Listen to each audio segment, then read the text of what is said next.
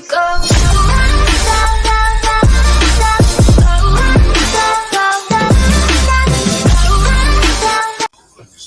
What up, folks? It's your boy J.S.Go Main, and we got Oos motherfucking Juice back in the house. We're here to discuss WrestleMania 40, and this man over here went live night one, and from what I've heard, Oos, for one of the coldest nights in WrestleMania history. Man, fill us in on that. So crazy. I didn't go to night one. I had tickets for night two, but for night one, we were at the only casino that's in Philly, which is right across the street from the Link. We're at the casino where they had a watch party for free, and the entire casino was packed. But we got a table, and we were watching with a shitload of wrestling fans, so it was crazy. I had to represent for Wrestling News and Brews and win the trivia that they had over there at the casino. You know what I mean? Damn. I had to put on for the podcast. You know what I mean? But let's talk about night one, man. Night one definitely was. It was a cold night in Philly. I'm so thankful we didn't go because I forget how cold it was exactly, but it was freezing. Yeah, it would have been freezing your ass, Oos. Yeah, we ended up we watched night one at the casino. And we left right at the main event because we had to go to a midnight show, a GCW show that was at midnight. Oh, what the fuck? Yeah, in downtown Philly. It's called the GCW Spring Break Clusterfuck. Joey Janela presented it. And it was crazy. Okay. It was like maybe I don't know how many guys. I want to say about 60, maybe 70 man, over the top, Royal Rumble style. Bro, it was about 60. It had to be, I don't know the exact number, but it was around that. It was an over-the-top battle royal where they entered Royal Rumble style. There was two that started, and people just came in. Factions came in together. It was so crazy. And it was from midnight up until maybe 3:30 a.m. What the fuck? It was insane. And I'm talking about it was GCW talent plus other indie talent. Tommy Dreamer was involved. Damn. Shane Douglas. It was crazy, man. It was crazy.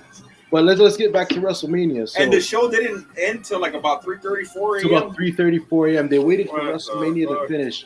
The main reason myself and my boy Sean, who flew up from Hawaii, and a group of guys, we all went, was to go support Umaga's son Zilla. Oh, and, hell yeah. Went to go check him out, and Zilla and Juicy Finau. They're wrestling in a three-way tag team match for the GCW tag titles in a Punjabi prison match. Damn, what the fuck? It was crazy, bro. It was all that shit, damn, bro. Yeah, that's not even the all of it. You know what I mean? You still got to go to WrestleMania night 2, right? So so night 2. In fact, but our WrestleMania week started the night before. On that Friday night, we didn't go to SmackDown. We went to smart. I wouldn't have gone either because damn, you want to check out Philadelphia, right? The city and all that stuff. Yeah. I fucked up because I went to SmackDown, the Hall of Fame, and then the next morning I had to go to NXT, and I fucked up my whole day, bro. It was a crazy day, bro. Like people were literally, the city was packed. People were trying to get to the arena for SmackDown and whatnot. There was also WrestleCon going on. We drove down to Philly that Friday morning, checked into our hotel, and then we went straight to the ECW arena because when you're in Philadelphia and you're a wrestling fan, you think ECW. So we went to the ECW arena and watched the ECW tribute show. Got to meet RVD, Shane Douglas, and we got to watch Devon Dudley's first match back in wrestling. Period. Him and Bubba Ray versus Tommy Dreamer and you actually saw them wrestle? I did. I'll send you all the videos. You know what I mean? It's crazy. And the crazy thing was that on Wrestling News and Brews. Most definitely, bro. I should. I will actually. I will. But it was a crazy match because that match was supposed to be the main event, but they pushed it to the beginning of the card because Bubba Ray Dudley had to go shoot it to the arena for Paul Heyman's induction. It was just an ECW card from top to bottom. You had the FBI. Oh yeah. You had Nunzio. You had Tajiri. You had and people don't even know. Absolutely, people don't. And people don't even know that. They just know that WrestleMania happened. They don't know anything else that happened. I was actually looking at wherever they had the WrestleMania Super Center or whatever they're doing, that WrestleMania store. They actually had one where it was crazy, man. Like they had like RVD, like all of the fucking potheads and the smokers and the drinkers. And I think there's some rappers. They were all smoking on stage and they're all chilling. I don't know if it was there or it was somewhere else, but I was like, what? They had all that shit. They had like rap music in the background. Like I was like, what? Bro, I think that might have been Wale Mania. Wale Mania was on a Thursday night. Wale, the rapper, he does it every WrestleMania, like where he has a nightclub or a venue. He has on stage. He has WWE stars come and join him on stage. Independent stars. It's crazy. You know what I mean? He had the OG Hurt Business reunite because Shelton Benjamin's been released. So he's got Shelton on there. He's got MVP on there. Zilla Fatu. He tells a story about Zilla Fatu calling him the N-word when he was a kid. You had Trick Williams and Carmelo Hayes on stage the night before their feud, or 2 nights before. I'm saying, I had no idea that shit existed. WrestleMania week was crazy. It was my first time ever, and man, I can't wait till next year, bro. Vegas next year. Oh, Vegas. Oh yeah, I think that's a for sure because it's not that far of a drive, so there's no excuses, man. It's for me, at least. Man. It was Vegas, brother. For me, I think that's a flight, man. The one, brother. Absolutely. But let's jump into WrestleMania Night 1, man. Night 1 was crazy. We opened up the evening with the Women's World Champion. I think it's the Women's World Championship.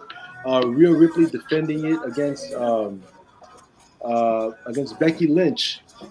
And when you're thinking of the World Championship at this point, Rhea Ripley has defeated top to bottom the entire roster has defended this title amongst nearly everybody. Did you hear what happened before that match? Yeah, I think she had like an anxiety or a panic attack or something, right? Yeah, panic attack. That's wild, bro. It's crazy, and my bad, Oos.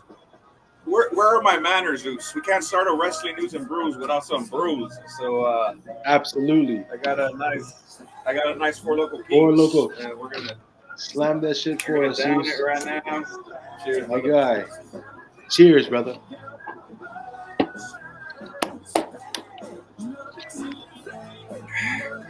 It tastes like peach.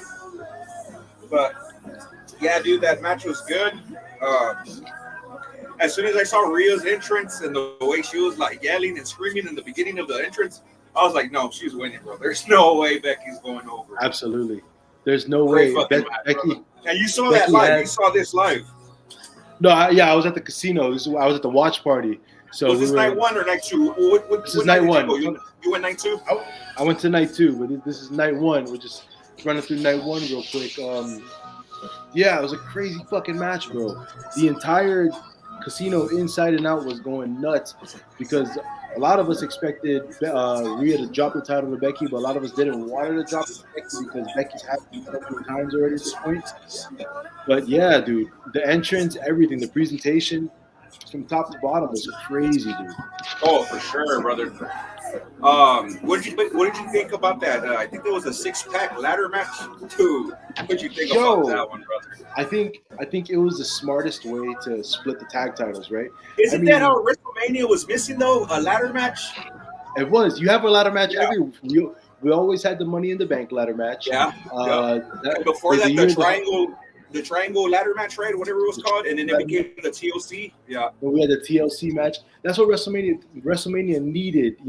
Ladders. They needed tables. They needed. And I'm glad Triple H understood that. He did, and he also understood how to integrate it with splitting up the tag titles to have one show have their tag champions and another show have theirs. And wouldn't it be badass if they could keep continuing to do that? Like, I think that's a smart idea to have 2 tag champs rather than seeing 2 tag matches. I don't know, but I thought it was fucking entertaining, brothers. Yeah, bro. It because the match never got so dull where like, this guy's it didn't. Yeah, it didn't. There were so many. Like as soon as you saw Theory go for the titles, bro, I was just like, okay, let's go. You know what I mean? At least we knew where who was going to be the SmackDown tag team champions, which are going to be A-Town Down Under. And then to have Awesome Truth win the tag championship, I mean, that was bittersweet. Smart, bro. Because hey, at I this was going to point, tell you, what do you think about the new titles, real quick? The new tag titles. What do you feel about that? I think, bro, the design for Miz and R-Truth's tag titles are fucking fire. Yeah. But I like A-Town Down Under's tag team champions as well because it pays homage. It paid homage to the original WWE Tag Team Championships. You know what I mean? For SmackDown, yes, sir. I like them. I love the designs. Triple H killed it with this. You know what I mean? Even with the Women's World Championships, he's killed the designs on both of those, man. So props to him. For sure. Hell yeah. Hell yeah. The next match we had Rey Mysterio, and it was supposed to be Dragon Lee versus Santos Escobar and Dominic Mysterio, but it ended up being Andrade. I think Andrade definitely deserved that WrestleMania spot, dude. I mean, for sure. The shit that he went through the last year or so before he returned at the Rumble at AEW, man, he deserved it, bro. Sure. Yeah. You know? I felt like it was trying to play off of that Dom versus Rey Mysterio from last WrestleMania. So I saw a little bit of that in there. But, you know, I felt it was just like a filler match, you know. A filler match. But it's always good to have some type of lucha, libre, and I agree. Some high intense action, not where they're doing high spot moves and not selling like some other people. You know what I mean? Sure. The storytelling was all there, brother. What did you think of the next match? That it got highly criticized. I mean, for multiple reasons. But what did you think, Uso, about Jey Uso versus Jimmy Uso? Oh yeah, a lot of people were hating on that match. I guess because they've been talking about this being like, oh man, if we get a WrestleMania one-on-one match, like they made it seem like they were gonna throw it down. You know what I mean? And I thought the match was okay. I could see a lot of people why they were like hating about it and all that stuff, but I think I fell a little flat, bro. Like I think we all knew Jay was gonna win, and I don't know, bro. I don't think it lives up to Owen Hart versus Brett, and I don't even think it lives up to Jeff versus Matt at WrestleMania either. Oh no, it didn't. Definitely a big, like you said, you know what I mean? They hyped it up to be like it was going to be match of the year, you know, feud of the year. Match of the year type of shit, yeah. The storytelling was in its writing, and not hating on them because they're both fucking fantastic talent. It's just the match under delivered, and it did. A lot of people would agree with that. You know what I mean? Mm-hmm. However, I don't know why. I don't know why, but it didn't do it for me. Yeah, it didn't. It was a very slow-paced match, in my opinion. A lot of pauses. A lot of pauses. Exactly. So much that we could talk about why it was, but other than that, the direction of where the story is now, and we'll get into that later on or another time. The way it's going now, I'm still interested and intrigued in this bloodline stories, which is everybody else. So, we just got to see where it navigates us now. The next match we had was Jade Cargill and Bianca Belair and Naomi versus Damage Control. Jade Cargill's WrestleMania debut. What are we thinking, man? What are we thinking? Oh, man. Awesome, bro. Awesome. Like, I'm glad that she took those extra months off to really train and to learn WWE. Like, she's an awesome talent. So I knew that she was going to come over here and start botching shit and all this stuff, man. Come on. She's a generational talent, too, bro. Like, she is one of, especially for the women wrestlers, and it's just amazing to see somebody like that from AEW come into WWE and still hold her ground, bro. It's amazing. It's amazing, bro. Absolutely.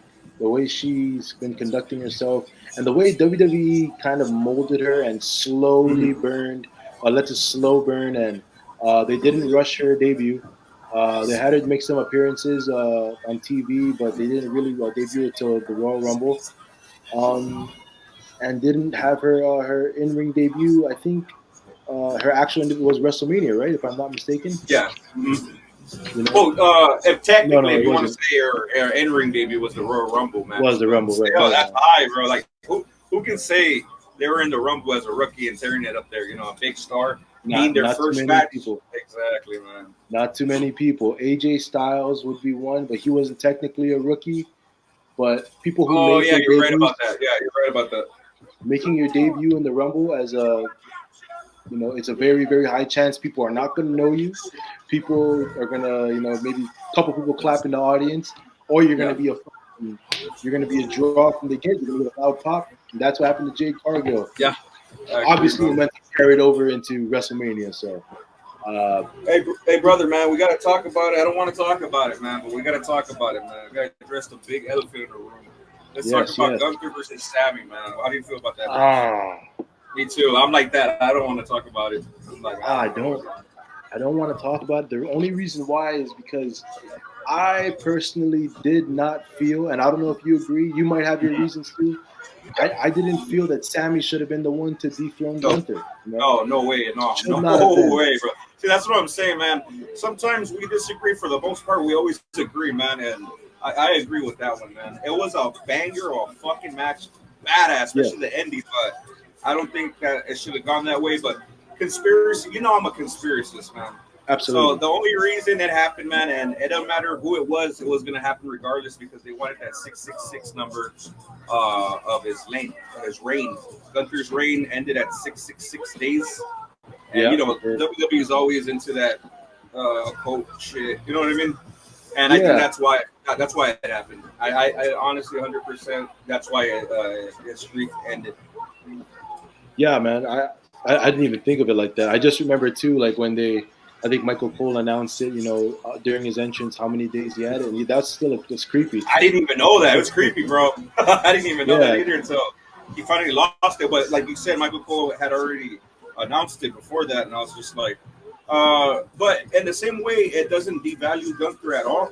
If anything, it elevated him more into a main event star. And look at him, bro, gone on to win the King of the Ring by beating Randy Orton. That's amazing. Yeah, he did, bro. He ended up becoming king. I think they had to like find something to make sure that his prestige is at its level because they've got the Bash at Berlin at the end of the year. They have Clash at the Castle. Yeah. They have two big European shows that they're trying to. I think they're trying to make him the focal point of. And I think ultimately at the end of all of this is going to end 2024. By the end of 2024, Gunther's going to be a world champion. I'd say world heavyweight champion. Yeah. But this is what I'm thinking might happen, and I think what happens is Drew beats Priest at Clash of the Castle. Yep. Gunther beats Drew at Bash at Berlin for the world heavyweight championship. That's what I'm thinking too, but I think it's going to happen at SummerSlam, right? Because the King of the Ring winner gets the title shot at SummerSlam. At SummerSlam, that's right. But it would have made more sense at Bash in Berlin, 100%. But that's how I agree too, man. Like, Drew McIntyre hasn't beat Gunther, so that's the right man to take that title away from you. You know, and you already know Drew McIntyre is beating Damian Priest in his hometown. We know that. It's given, bro. He's got to beat. You know what I mean? He's got to beat that sassy Undertaker. You know what I mean? He's got to beat that goth Undertaker, bro. The bondage taker. The bondage taker, bro. You know what I mean? It's crazy. But going back to WrestleMania, like we both said, you know, Sammy was not the guy to beat Gunther. Oh no way. There could have been multiple guys that could have beaten him. I mean, you could have possibly built Ilya Dragunov. You could have built up so many different feuds to have Gunther be taken over. But Sammy, as much as we all love him, was not the guy to beat him. Hey, we cannot make this up. As soon as we started talking about Bondage Taker, the Undertaker song started playing. Can't make this shit up, man. You can't make this shit up, man. Only on Wrestling News and Brews, bro. Man, what about that main event, man, with The Rock, Roman versus Cody and Seth, man? Since we haven't done Wrestling News and Brews in a minute, this is our first episode back. Yeah. Let's talk about The Rock's fucking run. This last run he had, fucking phenomenal, dude. It was like Michael Jordan coming back to the NBA. It was The Rock coming back to wrestling. The GOAT. Yep. That's why he's the GOAT, bro. Like, from that attack on Cody, from him talking shit to the fans, like his theme music, Hollywood Rock, bro. I mean, I can't put words into it. It's the best thing in the world. I have to show you this picture. Speaking of, you know, Rock and Cody, when Rock ended up attacking Cody in front of his bus and stuff, right? Yeah. I'm trying to find it. So perfect. So I don't know if you can see this, but when Is that the Cody's week of bus? the week of WrestleMania, like 2 days before we drove to down to Philly, I was in New Jersey heading to go pick up groceries at our local Sam's Club, and as I'm driving there's a hotel like right by the Sam's Club, and I see the bus, and I stop my car in the middle of fucking traffic, and I was like, "Get the fuck out of yo!" I hit a UE and I drove into the hotel parking lot. Not only was Cody's bus there, but fucking WWE tour buses were all in there. I'm like, this is where they're staying at. I was like, holy shit. And then, next thing you know, not even 2 days later, Cody's that bus burned down in Philly. Oh, I heard about that shit. Man, what the fuck? Crazy. And I was freaking out. Bro, I was marking the fuck out. I was like, yo, this is Cody's bus. I looked like a fucking weirdo. You know what I mean? I'm running around in the park, driving around the parking lot, doing fucking, driving by Cody's bus, taking pictures and shit. But anyways, yeah, that was the same bus that the Rock had fucking busted Cody up in front of. Hey, bro, you think somebody tried to, do that shit on purpose or what? Because that was weird. That it's Philly. I mean, that's what I'm saying. Yeah, it's Philly. That's it's what I'm fucking saying. Philly, dude. I mean, I got to experience firsthand how those fucking fans are. Like, even the fan base there, the people there are really fucking cool. To be honest, they're really cool, but they are very fucking passionate, and it's also very dangerous in that city. For sure. Yeah. So yeah, that's my only answer I can probably give is that it's fucking Philadelphia. I mean, yeah, that's the most genuine answer you can give. And Cody's bus, you can't not fucking know that that's Cody's bus. Yeah. And look at that, we're talking about Cody's bus, and look what song. As soon as you start talking about Cody, bro, look what pops up. Fucking crazy. Yo, you got that playlist on shuffle right now? Yeah, it's on shuffle. You know what I mean? On Spotify, and all these songs are coming up. But that's crazy, bro. It's just cool that you got that this bus on camera, bro. Dude, the indie show, the 60-man Royal Rumble. I mean, all that shit, man. It's fucking cool. Yo, that I swear to God, that WrestleMania week was fucking insane, dude. As a wrestling fan. Did you stop by the WWE store at all? I did. I went to I had tickets. We went to WWE World on night one. Okay. On night one, before we went to the casino to go watch it, we went to WWE World, and we seen Undertaker. He had a panel. We seen Orton. He had a panel. The Creed brothers. Their panels were packed, and then at the very back, the Creed brothers had their panel, and there was like 4 people there. There was like 4 people there, and it was weird. Like, which Creed is the skinny one? Julius Creed. Julius. No, Julius Creed was lounging on the chair on stage, shirtless. I was like, what the fuck is this guy doing? This guy thought that he was fucking Randy Orton level. Fucking, he could sit there with 4 people in the crowd looking at him shirtless. I'm like, yeah, no. And then you had Taker's fucking panel where everybody was at. You know what I mean? Braun Strowman had a panel. He was reviewing toys with Tyler Breeze. I got to sit in front of that and watch it. It was crazy. Superstore though, bro.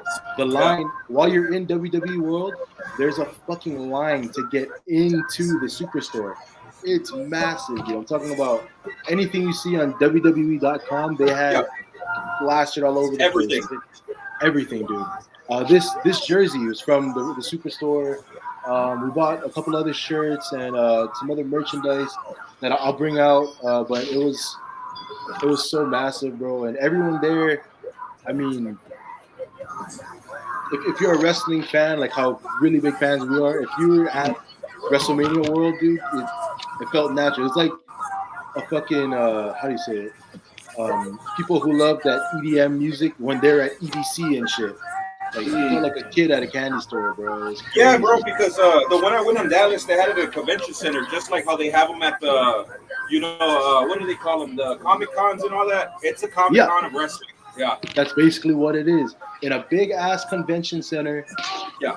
Spread out. They had the fucking they had the live they had like some Titantron on the stage, and people were lined up picking what song they wanted. They made their entrance. Some asshole, I think, walked up and asked if he could do a Chris Benoit entrance. Oh, dude. Everyone looked at him like, yeah, it's kind of guy's on coke, dude. This guy's fucking snipping. Yeah, I don't think they have that on the WWE playlist either. No, I don't think so. I think you have to go fucking down to the ECW arena and do it by yourself. You'll probably still get beat up over there. You'll probably still get beat up down there too if you fucking play that song. But people are crazy. Dude, it sounds like that convention I was, but on steroids. Because steroids, you bro. said like everybody had a panel. They had the Pat McAfee show. It's just so fucking entertaining, man. The Rock had talked on there too. It was just crazy, man. The Rock is a fucking heel at its finest. His fucking appearance at WrestleMania World, dude, was 2 hours fucking late. I heard about that. People were pissed, right? No, people were pissed, and he just showed up and like, I'm here. You know what I mean? Like, what are you mad for? I'm here. You know what I mean? Like, yo. Yeah, that shit's funny. The Rock. Classic Rock. That's classic heel Rock. Classic Rock, dude. We also got to talk about how he pivoted. He was, he came out the night after SmackDown after Royal Rumble, was a babyface, and he was supposed to challenge Roman. Immediately saw the tension and what was going on, pivoted and became the best heel in wrestling in 2024. This entire run was crazy. His entrance at WrestleMania 40 was... It was like WrestleMania 32 times 10 times 100. Times 100. Wow, dude. He came out with the flamethrower again. The theme song, the entrance. Oh my god, dude. And that Elvis, bro, the Elvis attire. That Elvis attire? Dude, fuck, man. Fuck, man. Let's talk about that match, dude. Let's talk about the match. The Rock didn't miss a beat, bro. It's just like, no wonder all that training he did paid off because he was spot fucking on, dude. On everything. He was spot on. My hands down favorite moment of the match. I just miss that type of shit, man. Yeah. You do. You miss it. I think the biggest part of wrestling that's missing is what The Rock showed us. When you can take pivotal moments where, like, there's a long, I guess, rest period or pause where you're trying to sell the body language. The Rock immediately everything was there, bro. The theatrics is crazy. When The Rock fucking was getting counted out, and he said, like, don't count or you're fucking fired. You're fucking fired. You count, you're fired. Dude, but everything, just the attitude, the way he would grab Cody and took him out to the arena and fought him everywhere. Like, I miss that old school Stone Cold, The Rock, like attitude, dude, where they could do anything. They'll throw you in the announce table, they'll get the mic, they'll start talking shit, they'll get some water, they'll spit it at you. Like, anything goes, bro. That's what wrestling is fucking about, dude. Like, people think wrestling is about, I like seeing flips, I like seeing high spots, I like the fast-paced action. But when you think about wrestling, when we think about what we grew up on, we don't really we do remember all these high spots, but we remember them significantly because there were so few of them. Now, in so many wrestling matches, you've got a super kick off the fucking top rope. You've got fucking 450 splashes. You've got shooting. But do they last? Like, do you remember about that? You don't, because there's so much. Yeah. They try to pack it all, and then they don't sell any of it. Like, I can remember WrestleMania 18 in Toronto when Scott Hall took that insane Stone Cold Stunner and flew 30 feet in the air. Oh, yeah, dude. Hell yeah, you know what I mean? Dude, like, it's moments like that, and The Rock gave us that in the main event. Rock, Cody, Seth, and Roman gave us that in that main event at night one. Night one was crazy, and the best part about it was, dude, I just want more, dude. Like, Rock and Cody, I cannot wait for that shit to happen. But go on. Oops, what were you saying? No. I was just gonna say, The Rock, like you said, Rock and Cody definitely gave us the foreshadowing of their feud to come. And the finish, bro. If The Rock needed that win, and he needed to be Cody, it made perfect sense, man. Because you already knew the next night after, Cody was gonna get all that shit back, bro. It was just like the perfect looking, awesome. And the fucking camera work at the end of the match when The Rock and Roman and Heyman are walking up the stage, and they pan back to last year's WrestleMania when Cody was sitting in the ring. Yeah, same camera angle, same position, thing, everything. And you knew, like, okay, night two, Cody's fucking walking away with. Oh, for sure. You just knew that. The entire fucking weekend, even at the GCW event after night one, when I went to at midnight, I was in there fucking talking shit. I was saying, Cody's gonna finish the story. Everybody was like, fuck the story. I'm like, yeah, all right, you know what I mean? Oh, we Okay. got all Rock fans or what? No, you got all anti-Cody fans. You've got Roman fans. You got a lot of Roman fans. They You were a lot, man. They were a lot. Jess, well, you remember like 3 years ago, everyone hated Roman. Yo, oh, fuck, dude. Everyone fucking hated him. Everyone wanted this fucking championship reign to end, and then, dude, wrestling has. Sorry, go ahead, brother. Especially when he comes back, man, it's gonna be like people are chanting for Paul Heyman. They never even fucking cheer for this guy ever. Like, you know, the majority of the wrestling fans, and I just know when Roman comes back, it's gonna be a huge pop, a huge face turn. It's gonna be amazing, man. It's gonna be theatrics, bro. It's gonna be fucking cinema. Oh, cinema. Oh my gosh. And we already know, man. WrestleMania 41 for sure, man. I think we're getting Rock versus Roman. What do you think, man? I think so. I think it needs to happen. I don't think it needs to be for a title. I don't think it needs anything more than just a fucking one-on-one match. Whether the stipulation may be for the head of the table, for whatever it may be. Yeah, for whatever. Yeah. I know people are gonna say, like, you know, oh, this can be a good retirement match for Rock. I think it might be a retirement match for Roman too. You know what I mean? Like, Roman's body after leukemia and everything he's put his body through, his in-ring activity is minimizing as each match goes on. And I think at this point his body's just it's not the same as it was 3-4 years ago, dude. I think it's the perfect way to end both careers. We'll send Rock off into the board of directors office for the rest of his career and send Roman to do something else, whether it may be going to Hollywood like Rock did and do one-off appearances, whatever it may be. But I think Rock Roman in Las Vegas needs to happen. It's gonna happen. As the main event. Now that you said it like that, yeah, it's gonna happen as the main event. At the main event, we're gonna get into don't go nowhere. We're gonna talk about night 2 on part 2. Just give me 1 second. All right, folks, we're back for part 2, night 2. Oos. Let's talk about night 2. Night 2 was fucking probably the best night of my fucking life, dude. I swear to God. Tell me everything, man. Tell me everything from the beginning. From the beginning. Where you got there. What time did you get there? Everything, bro. You know what's my favorite part about everything? Is before going to the show and looking for something to eat, and then you just see all the fucking wrestling fans there. You know, dude, what I mean? Like, that was the biggest fucking shock to me, bro. Because we drove into the stadium, and I pull up to the parking area where they direct us, and I park my car. But as I'm driving through each fucking like row, people are fucking tailgating.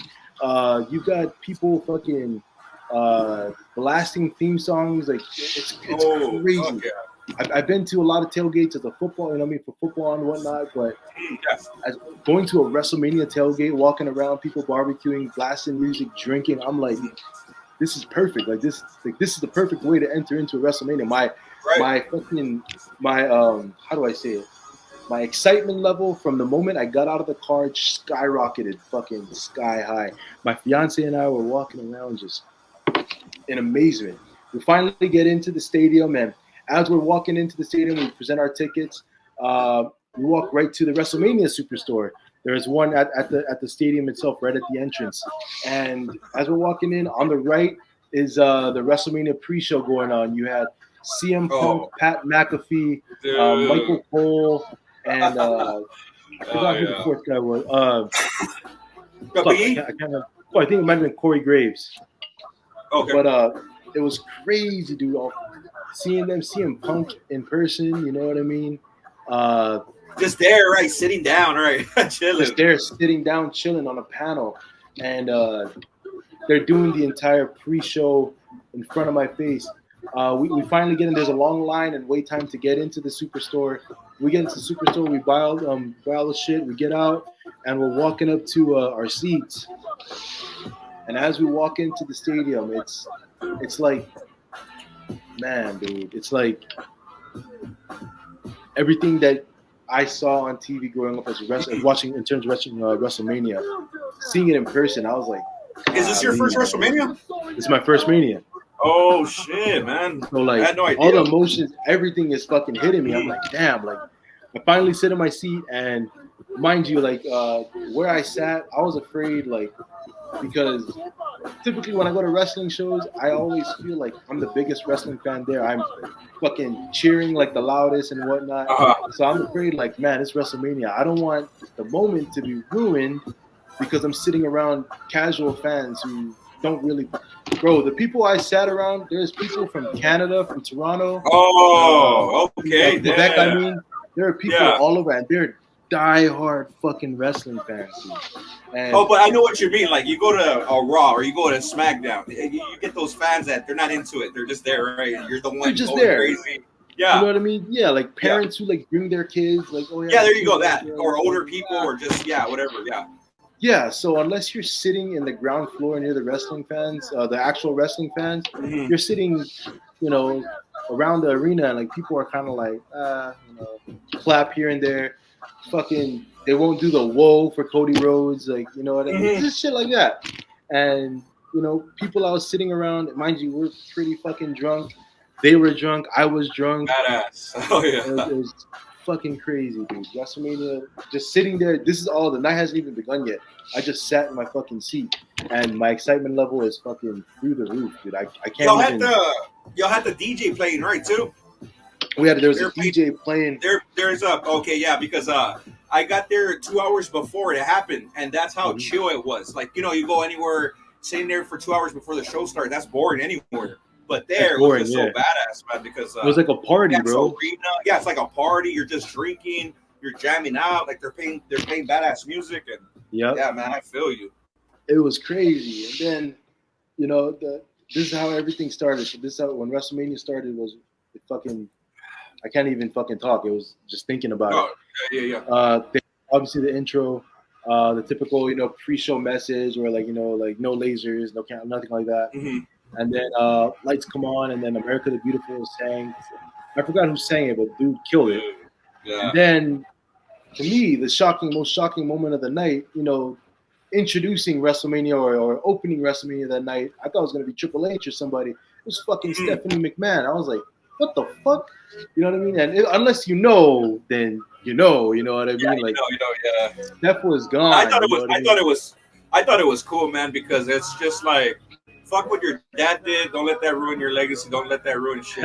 You come out and you represent. Yeah, hell yeah, man. And to find out, she's back in WWE that way. But like you said, you come out, represent. And she said this, she said like, yo, like,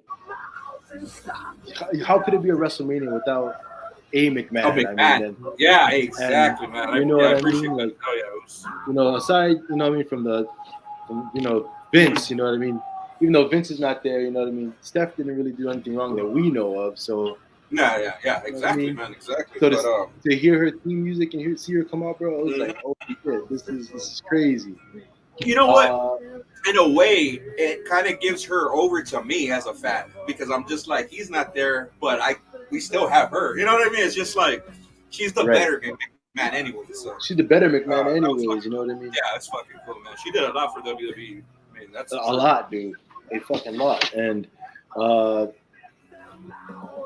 it's just crazy. It's, at least we know now who sits at the top of WWE from a perspective of within WWE, not TKO, the parent company, but for WWE itself, we got the power couple Triple H and Stephanie McMahon just sitting at the top. Yep. And it's been nothing but successful. So yeah. Dude, starting off with Seth Rollins and Drew McIntyre, what did you think about that, man? Yo, fucking aside from the crazy ass entrances, that entire match was a banger, dude. Seth Rollins was a workhorse that night, and he was working injured. That's the crazy part. Working injured, bro. Working on one leg, to be honest. Damn, dude. That's what me and Keith Resco were talking recently, and we're discussing why guys aren't defending their titles as there once was, and I was like, well, damn, King, you know who was defending it every fucking week? Seth Rollins. That's the real workhorse in WWE for sure. Seth was pumping out 4 5-star matches every week on Raw. Yeah. Was also fucking killing it on main events. On main events for pay-per-views. You know what I mean? Seth was a workhorse. He was also fucking wrestling every night on the road. So the house shows he was wrestling. You know what I mean? You know what? And as a fan that goes to a live show, right? It doesn't matter if it's Raw, SmackDown, pay-per-view, a house show, whatever. You see that man wrestle. It gets you excited because you don't think that, right? Like you go to a Raw, you don't expect to see the stars wrestle or let alone a fucking title match. But this dude gives you a title match, and it could be whatever city, whatever state. Like this man will wrestle for you, the people. That's amazing, man. Absolutely, bro. And that's exactly what he did for us that night. The end of the match came and perfect. I fucking missed the whole fucking thing.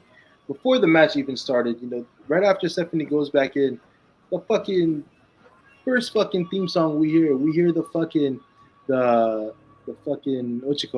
beautiful sound of Cult of Personality ring throughout the fucking stadium. Dude. The crowd went nuts. I went fucking nuts, dude. CM Punk comes down in a suit and tie to sit at commentary in a blazer, fucking working commentary for the match.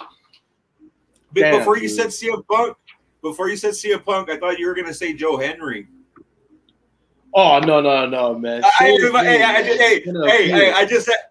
bad, man. I just had to throw his name there because I've been hearing his. I don't know who the fuck this guy is, but people are blowing up his entrance like crazy. I just said his name. If you have a chance, bro, like look up some of his old shit he used to do in the company called ICW. What this fucking guy does is he fucking whoever he's facing, he makes a whole theme song for them and just fucking roast them. That's his bro. This dude's fucking comedy, bro. He's been doing this for years. That's cool. Okay, I didn't know that. I haven't been too familiar with him until like he started, getting popular and shit in TNA. Dude is fucking hilarious. But you think he's WWE bound at some point? Well, with this new working relationship we got with WWE and TNA, NXTNA, worlds collide. TNA versus NXT. NXTNA is crazy. Cool. How about a fucking War Games match at that? Team NXT versus Team TNA.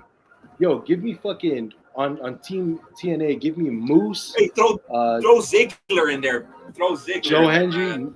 And don't call him Dolph Ziggler. Call him Nick Nemeth in this fucking match. Yeah, just Nick Nemeth. Yeah, because you got to respect the other company.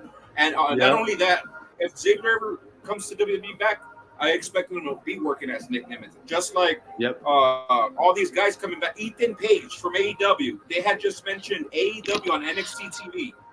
Yep. It's just amazing, bro. It's I love this new era, bro. It's amazing. But you know what? The reaction that the fucking commentator had, I had the same fucking reaction. I was like, wasn't this motherfucker just in AEW? Yeah, from AEW, yeah. But they did that on purpose. They did. When he attacked him, I was trying to be like, who the fuck is this? And then he lifted his head up. I was like, I didn't know who the fuck it was. Yeah. I was like, Ethan Page. I'm like, I grabbed my phone real quick. I was like, Ethan Page, AEW. Apparently, this dude's been. And then boom, it just. Right, dude. I was wondering. I was like, dude, I literally just saw him on AEW. So you had TNA and AEW for one brief moment in that damn show. It was amazing. What a great show. It was amazing, dude. Yeah, dude. We could see Joe Hendry debuting in NXT. Cool, man.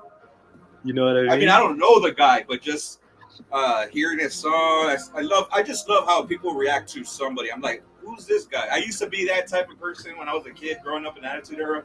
And then like in the 2000s, they would be like, oh, this guy Taz, who is this guy? You know what I mean? Or this guy would show, who is this guy? And then it's just like the love for the fans that there isn't really internet in the 2000s or after that, or like, you know how we have it now, but people still knew the dirt sheets and shit like that. That was cool. Mm-hmm. People had dirt sheets for some reason. I don't know how they had it, but they had it. Kind of like. Hey, Oos, since we already talked about Knight and I know we haven't talked about that. We talked about Jey Uso versus Jimmy. I was gonna say, what do you think about LA Knight versus AJ Styles? And prior to all that, how they were attacking each other at the WWE WrestleMania store, World and stuff. Yeah, that's cool, bro. What do you think about that match? First off, the AJ Styles debuted his new theme song that night. Fucking fire. Everyone else is like, boo. I'm like, no, I love it. And I'll tell you what. I know, right? Look, listen, bro. It's the same thing as the Phenomenal song. It's the same fucking singer. It's like the beat is harder. It's like sounds more heelish. And the thing that I love about it the most, you fucking idiot nerds that are hating on this song, the song is so fucking fired that he even has a song from his TNA song. The not My Evil Ways, but the first one, Get Ready to Fly. It has some of the lyrics in there, but you just got to hear it. Like it goes with it too, like the melody. Like pay attention, and then you'll hear the song from TNA. Yep, it's fucking cool. I like that part. And going off what we just talked about, TNA and WWE working relationship. My bad. Oos. It's not Get Ready to Fly. It's actually My Evil Ways because it goes like that was fucking cool. It's crazy. Maybe we get with this TNA, this NXT fucking village. Maybe we get fucking AJ Styles making an appearance in TNA. You know, and you know what I would love? You know what I would love, Oos? For AJ to go back to TNA and do whatever he wants there, and for LA Knight to show up and do the dummy, like just go back to TNA. That would be cool. Like, there's so many possibilities with this fucking relationship. It's exciting, man. It's exciting. It is. But the match itself was crazy. LA Knight, obviously loud pop. Yeah. He deserved that win. Yeah. He deserved it. He deserved that win. I just hope. My thing is when you have guys as big as AJ Styles who are taking so many L's, I just hope that it's not making them feel like they're undervalued, because there's still a huge fan base for AJ Styles. You know what I mean? AJ Styles. Well, you know what? I don't know if you catch this SmackDown that just happened, but I think we all know where AJ Styles likes. You know what I mean? I think, he's re-signing. He's gonna get the biggest push ever, bro. Absolutely. I think he's back with the big LG and Carl Anderson, the machine gun. Bro, let's go. Too sweet, baby. Yeah. It's fucking. It's so. Oh my god, man. I think they need it, man. I think that the Good Brothers and AJ Styles deserve that push, man. It's 2024. They came back last year, I think, or 2 years ago. I think it's time for them to get that rightful push that they deserve. Oh, for sure, brother. Yeah, for sure, man. I think night 2 we had Logan versus Randy versus KO. Yeah, we did. We had Logan Paul versus Randy Orton versus KO. Randy Orton and KO coming out, making their entrance together was hilarious. That was fucking cool. Hilarious, dude. Dude, the Team RKO is fucking coming to buy their shirt. Looks badass, that shirt, man. It looks tough. Better than RK Bro, you know what I mean? Yeah, way better than RK Bro, man. But what you call it? Logan Paul, dude, we can't not say that this dude is not a star, bro. No, he's doing a phenomenal job as a fucking as a WWE superstar. And a mid-card title, bro, just bringing the value to it. You know damn well he's chilling with celebrities. He's chilling with all these famous people. And he has that damn title everywhere. He was at the UFC event last night with his fucking with the title. Yeah, over here in Newark. You know what I mean? It's cool as fuck, dude. Hey, dude, big shout out to Donald Trump. Oh man, that was amazing. What a reaction, bro. What a big reaction. That was amazing. Bro just got indicted for like 34 counts and he showed up, bro. Oh my god, like you didn't give a fuck, bro. That's why I love that guy, man. Hell yeah. He said the other day, he's like, I'm going to be free. And November 5th, 15th, you know, we're going to make America great again. I was like, he doesn't even care about the prison time or any of that bullshit, bro. He doesn't, dog. And then when people were like saying fuck Joe Biden or something in the crowd, Donald Trump just put his hand up like that. I was like, we need his little. You know what we need? The night after the election when Trump wins again, we need the following Monday Night Raw. We need Donald Trump to open up that Monday Night Raw. Dude, wouldn't that be something, man? Wouldn't that be something? That would be something. He's a Hall of Fame inductee. Oh, for sure, man. One thing for sure is it's gonna be hard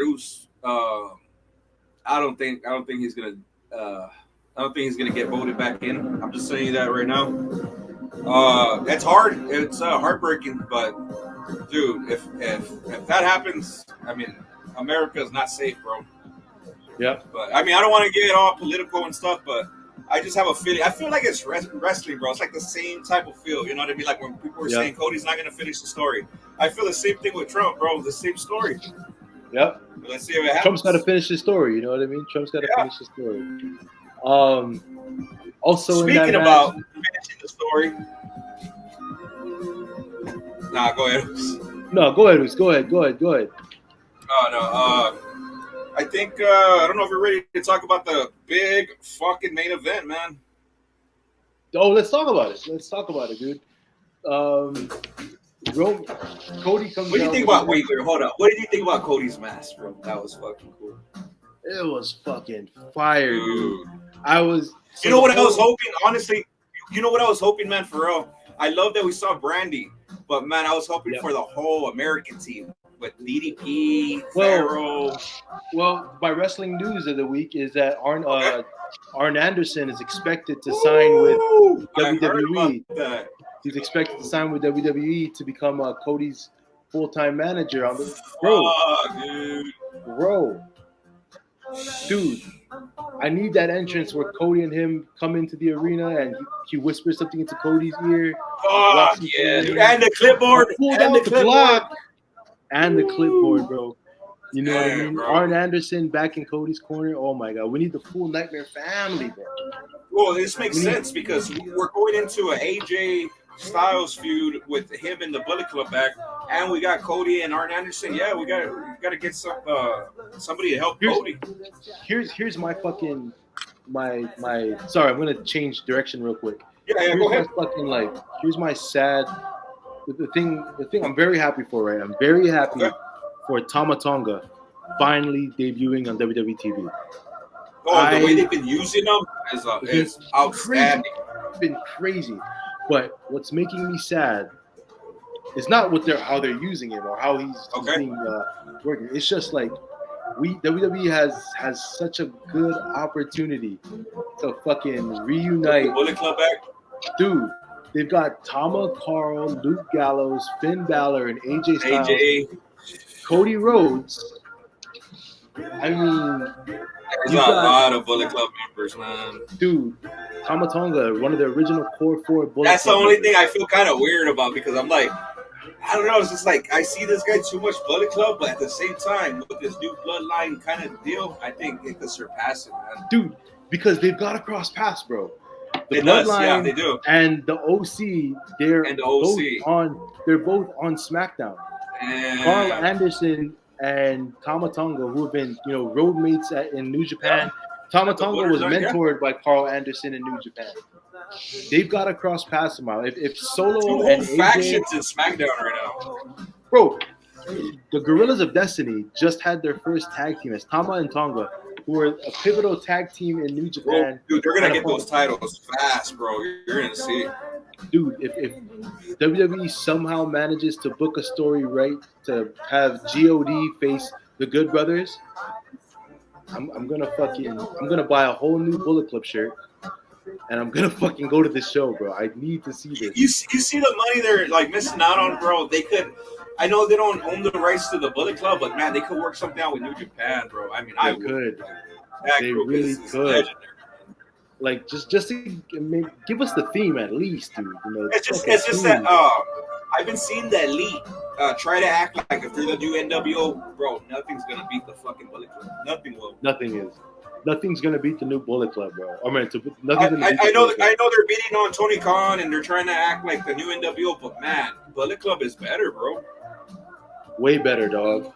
And let's talk about it, bro. I mean, the NWO was hot at the beginning when it was just Hogan, Hall, and Nash. But once they started adding everybody, and they started adding every week. It was a person with the shirt. Somebody putting NWO, but I don't know. To me, that's just too much, bro. How do you even have time to represent these guys? Like, you gotta the most to have in a faction. I would say 6 is the most. Like, no more than 6, that. Right. No more than that. You know what I mean? So people can resonate with like, oh yeah, you're in Bullet Club. Oh yeah, you're in NWO. But there are so many members in the NWO. I can't tell you who's in the NWO Black and White, NWO Black and Red. I can't tell you that. And then once he started doing the Latino World Order, which I thought was cool, but then they did the red and then yeah, you're right, man.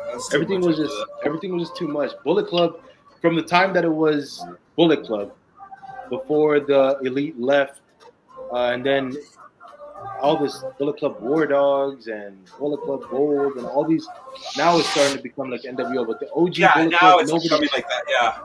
Now, but the OG Bullet Club, bro, there's no faction has ever done what they did, bro.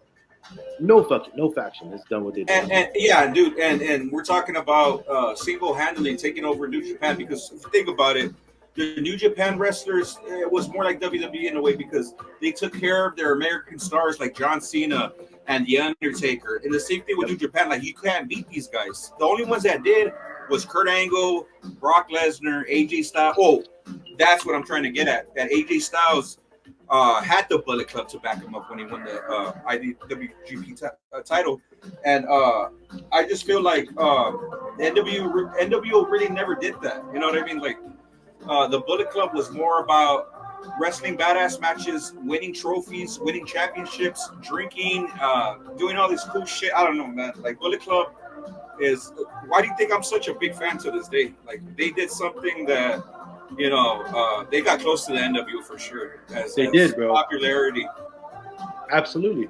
And that's why we're all still fans of Bullet Club. Mainly the Bullet Club that we're fans of was back in the 2014, 2015, 2016 era. But and that theme song, bro, come on. I gotta say, that's the best fucking theme song in pro wrestling, bro. Absolutely. Just the fucking the intro itself, Bullet Club. I was like, oh shit. So fucking awesome, bro. You knew it was just cool because dude, like I was not too much of the New Japan wrestlers. Like I appreciate their skills, their talent and everything. But when you heard Bullet Club, this American group, I'm not saying everybody was American in the group, but it was this kind of like American, like a NWO kind of thing. And they only had the best in there, bro. We're talking about the sweeper, Kenny Omega, bro. Like we're talking about Luke Gallows, bro. Carl Anderson, fucking AJ, Finn Balor, bro. I mean, a lot of fucking guys on there, bro. Fucking stars. A lot of guys. Absolutely, man. The Bullet Club at its peak was fucking unstoppable. The Bullet Club at its peak, bro. The Bucks were fire too with the Hangman Adam Page, Adam Cole. Yep. Bro, Hangman too, bro. Bro, if we're gonna talk like how strong they were, the Bullet Club, Cody, the Bucks, Marty Bullet Club is fine, bro. Bullet Club is fine. Oh, dude, bro, they took an idea of doing a fucking house show, calling it All In, and said, and Dave Meltzer said, you guys can't sell out an arena, and they sold out the United Center. And you know what, man? What a prick of Dave. I'm not a fan, bro. I'm not a fan, but the Bullet Club, we can say the Elite, we can say no, it was Bullet Club said, all right, fuck you, we're gonna do this, and they sold out an arena, the biggest indie show of all time, dude. And that's the AEW that I fucking miss, man. I miss that. That is, but what happened was Tony Khan is trying to be all friends wrestling and giving power to all these, you know what I mean? Like Tony Khan is getting bullied in his own promotion, dude. You know what I mean? Like, bro, dude, do you remember the first? You remember the first pay-per-view? I forgot what it was called. I don't know if it was All In. Double or Nothing. And then we had Chris Jericho and Hangman as the main event. I just thought, bro, like, dude, this is gonna beat WWE, because I just thought like new opportunity. You got some veterans here like Jericho. You got new guys like Hangman, and they're all fucking badass wrestlers and shit. So and that whole pay-per-view was awesome, bro. And then you had Mox's debut at the very end of the show to close it. Yeah, and I was like, yeah, exactly. In my opinion, I was like, yo, these guys might really fucking give WWE some fucking rubs. And for a minute, for a short minute, they were fucking on track to beating WWE. Yeah, I think 2019 they did their thing, bro. We cannot deny that. But once the pandemic hit, once the pandemic hit, I think that's when we really saw the real AEW with the whole Jericho Mimosa and the exploding ring that didn't explode. And it was just garbage, bro.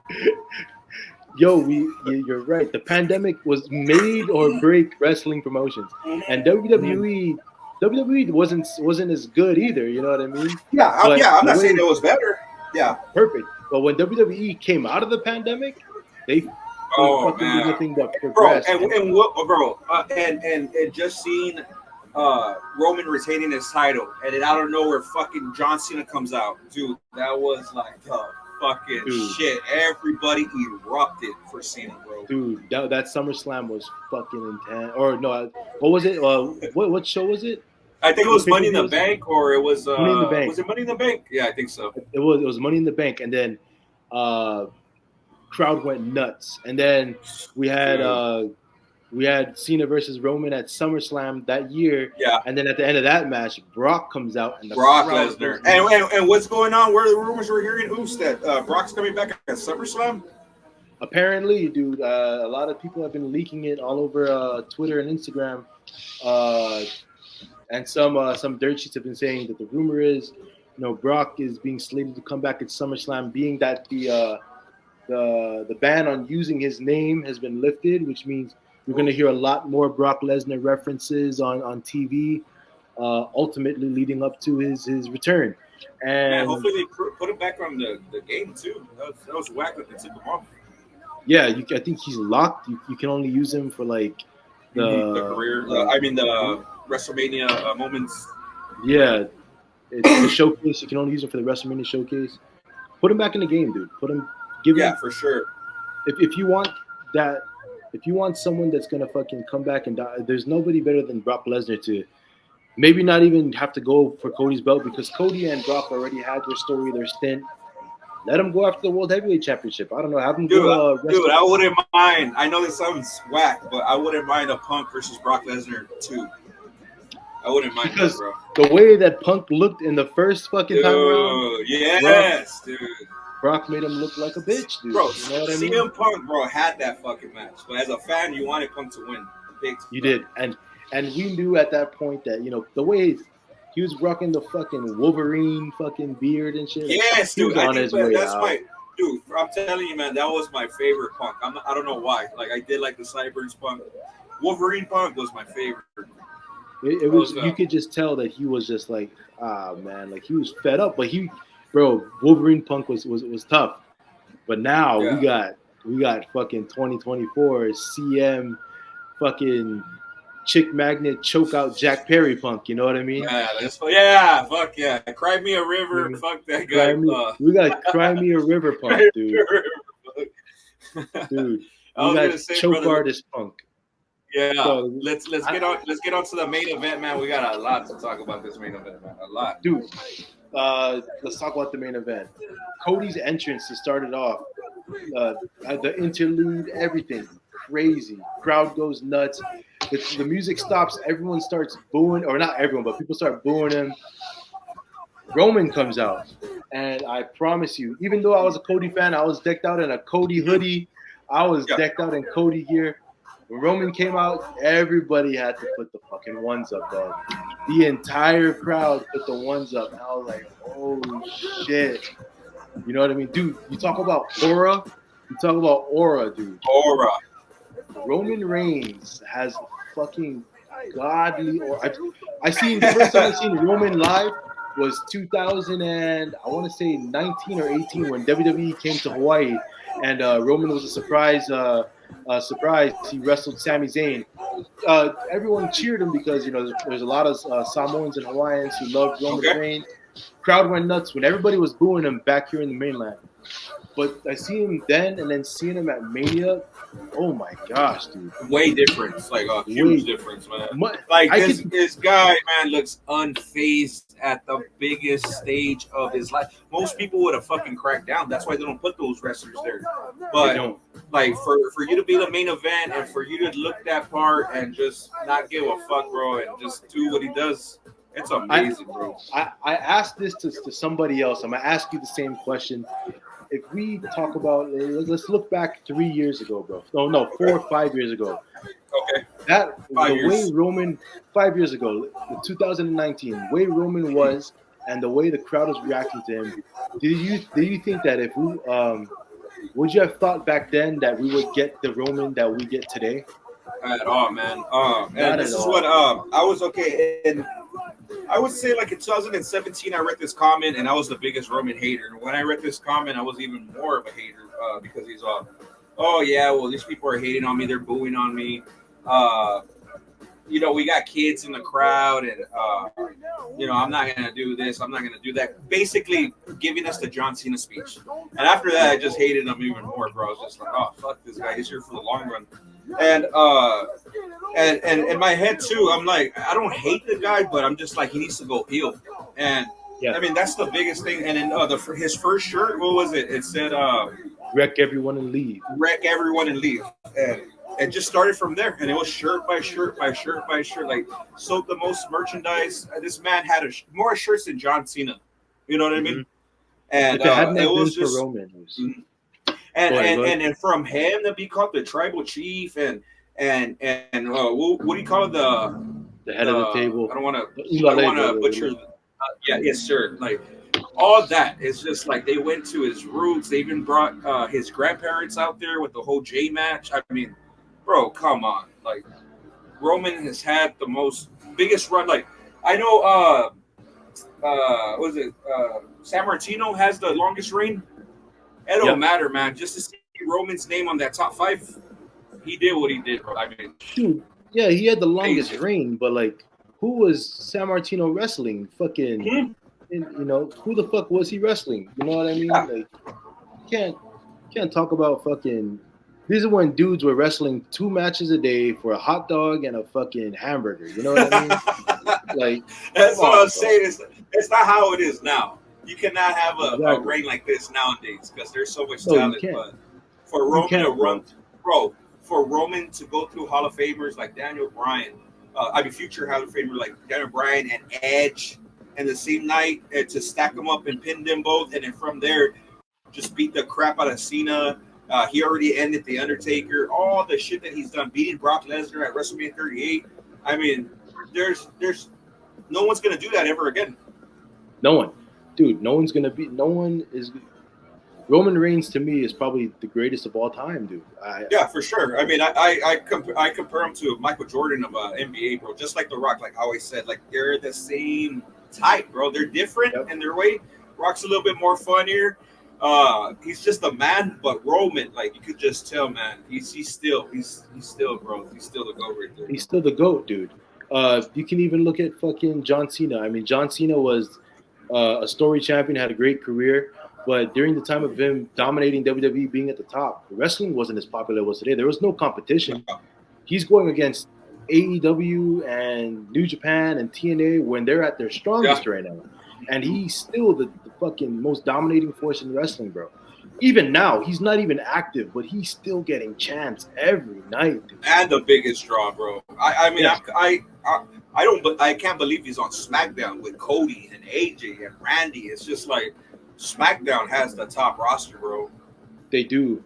And I think they're going to have to continue to carry this roster because once Raw goes to Netflix, the only ratings comparison people are going to have for WWE now is going to be on SmackDown because they're going to be on cable TV where Netflix is going to be a streaming service. So there's no really telling. I feel like, I'm glad you brought that up, Goose, because I feel like Raw's going to surpass SmackDown, NXT, anything that's ever been because I feel like Raw on Netflix is going to be mature. It's going to be PG, TV 14, whatever. Like it's not going to be PG. You know what I mean?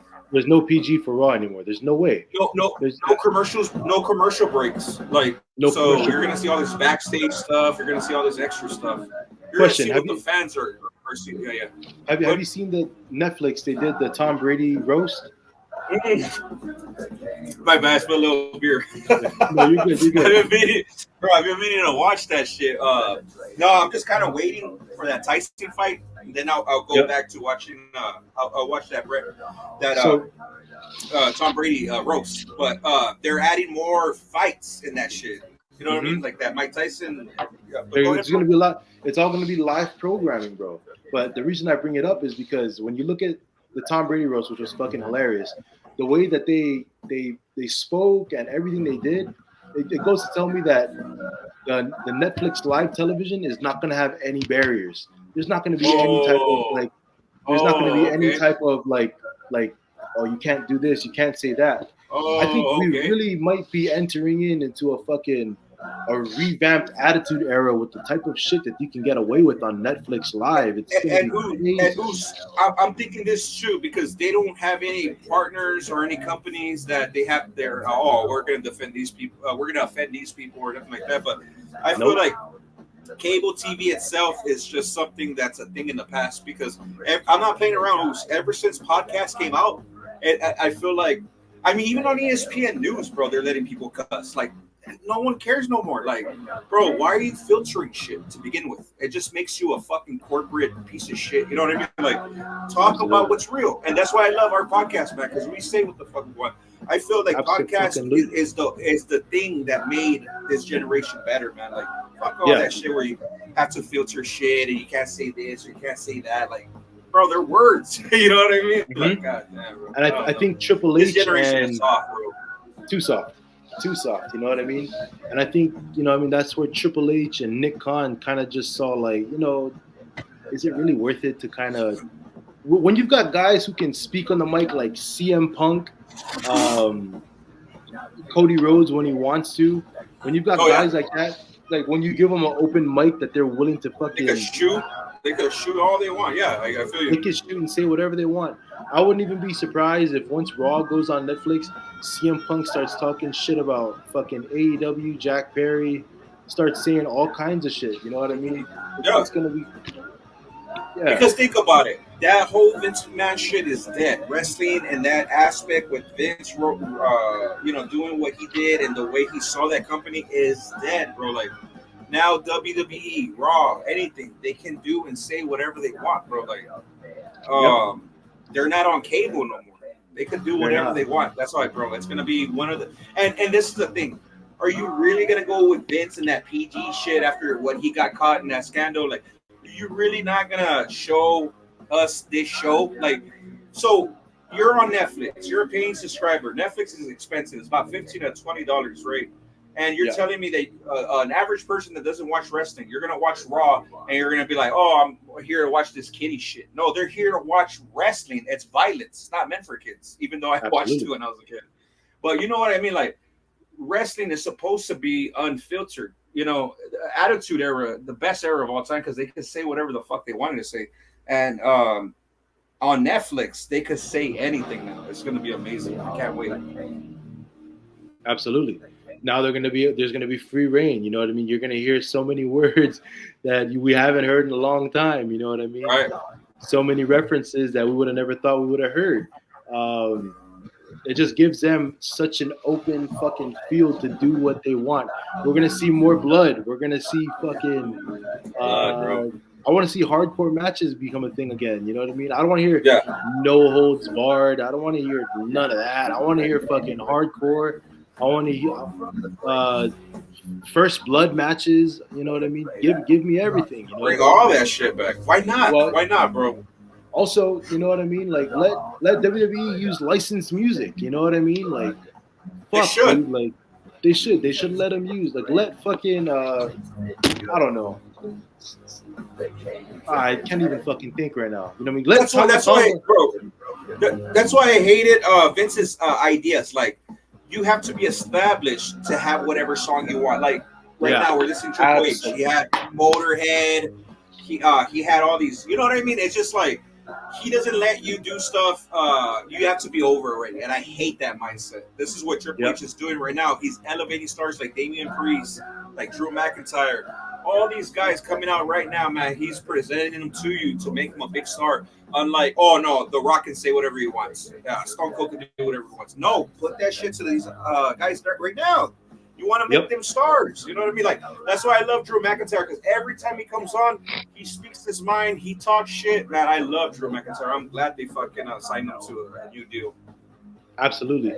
I don't think a lot of the guys – I think with all the moves WWE is making, especially with this Netflix deal, and the more money they're getting, I think a lot of the guys who are on the cusp of not renewing their contracts, I think it's making it that much more easier for them to re-sign, like it did for Drew.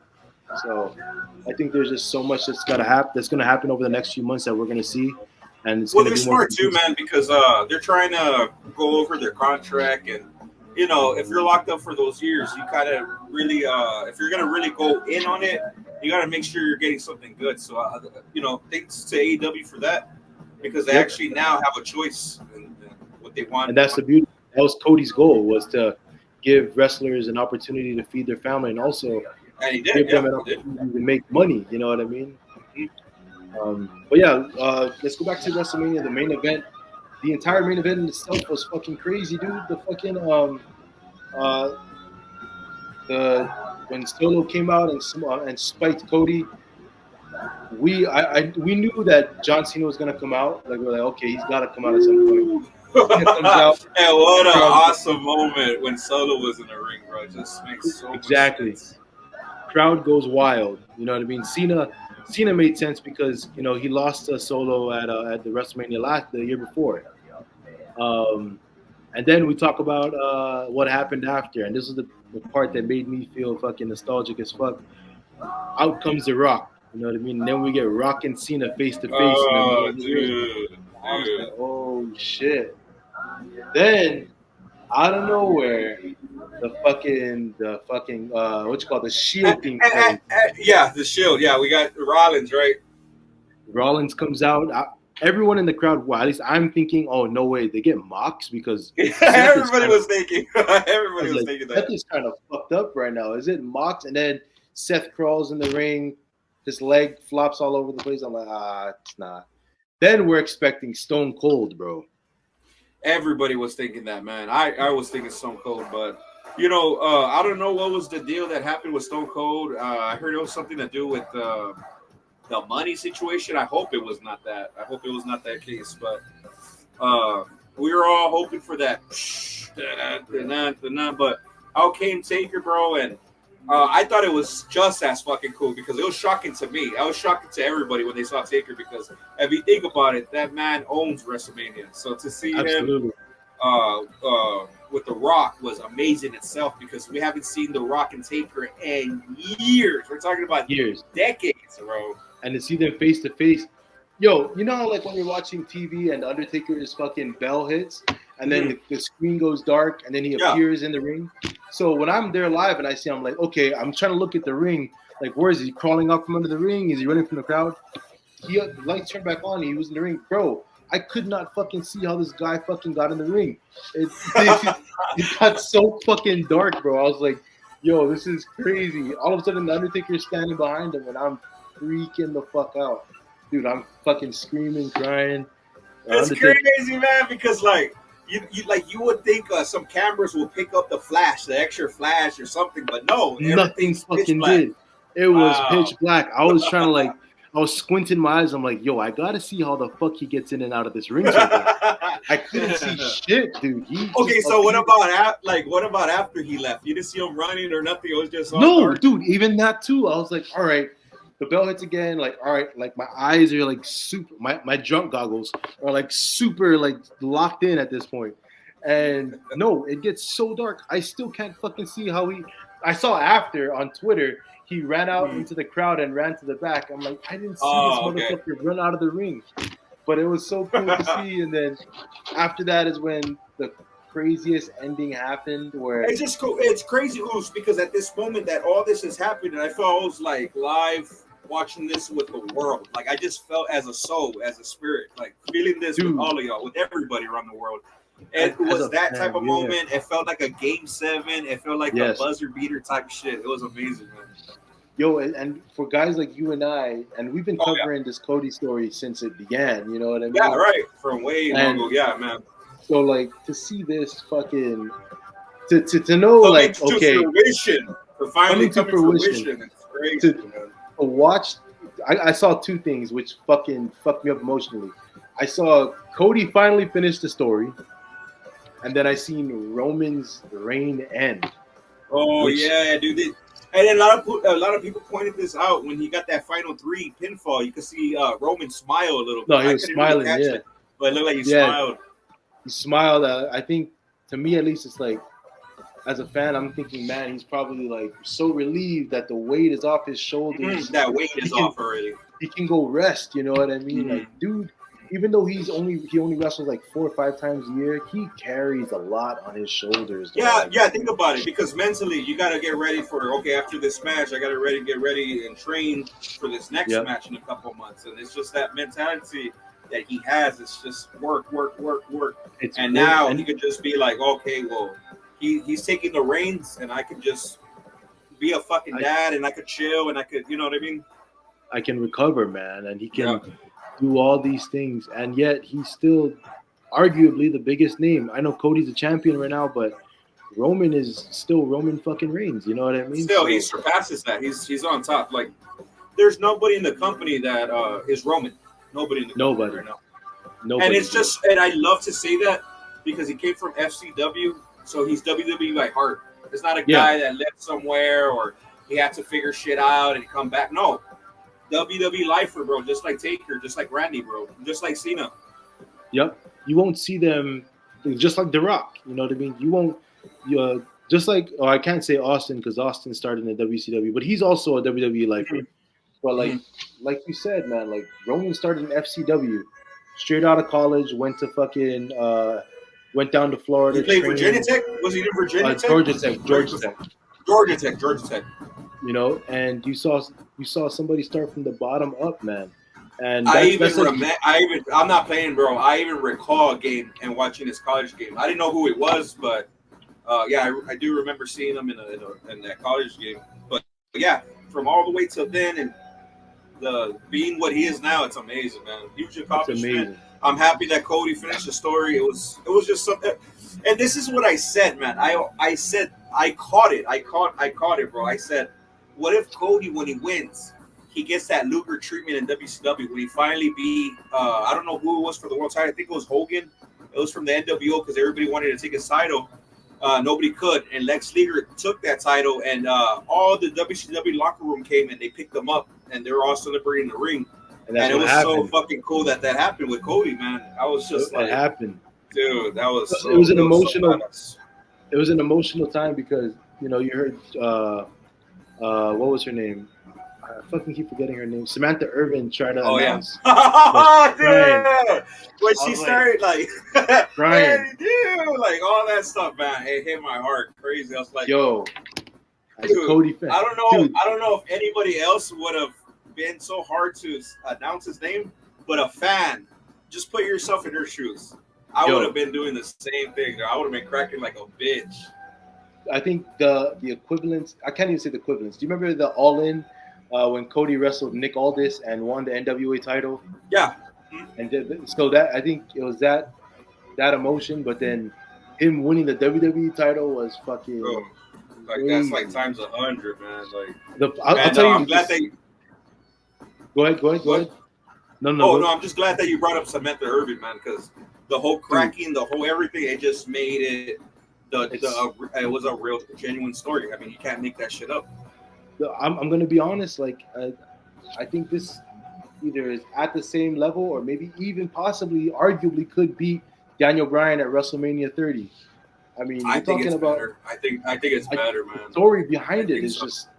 We're talking about it's amazing, man. And we're talking about Dusty Rhodes, bro. I mean, dude. Dusty couldn't get it done. And it's just, come on, man. That guy, he did so much for the wrestling business, to WCW, to NXT. I mean, man. It was amazing, man. Yo, so remember how I told you where I was sitting, everyone around us was from like different parts of the world. Everyone was cheering. And we all became pretty cool. Like, we're all like talking throughout the show and cheering. So there was all of us in a section, and there was a guy below me who was also a Cody fan, and we're talking about finishing the story, and everyone around us is like, no, he's not going to finish the fucking story. This is like maybe the third match, and this is during the Street Profits tag team match, the hardcore match, where Bubba came down, which was a good match. So he looks up, he's like, all right, you guys better get your fucking apologies ready. And everyone's teasing him like he's not finishing the fucking story. Oh, what? Like, all right. Yo, the guy's talking shit. He's like, yeah, all of you here better finish the fucking, or y'all better get your fucking apologies ready.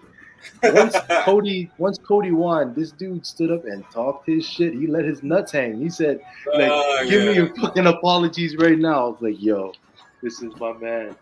Bro, as come on, man. As a wrestling fan, as passionate we are, we knew Cody was gonna finish, man. Like, there's no way he wouldn't have. You know what I mean? We just knew that. So, all that talking, all that extra talking shit from the fans and Roman this and Roman that, man. I mean, it is what it is. It was cool, whatever. But man, I had no doubt in my mind that, of course, he was gonna finish it under Triple H. Yeah, under Triple H. Yeah. Yeah, absolutely. Cody Rhodes was gonna finish his story irregardless. If he didn't, I would have fucking ripped my fucking shirt off and threw it in the ring. I'd have been like, yo, this is bullshit. But then again, it would have been it would have been not the chicken in the ring, but it would have been your torn up shirt in the ring. No, seriously, I would have. Oh my god, there would have been so many fuck yous going around the place.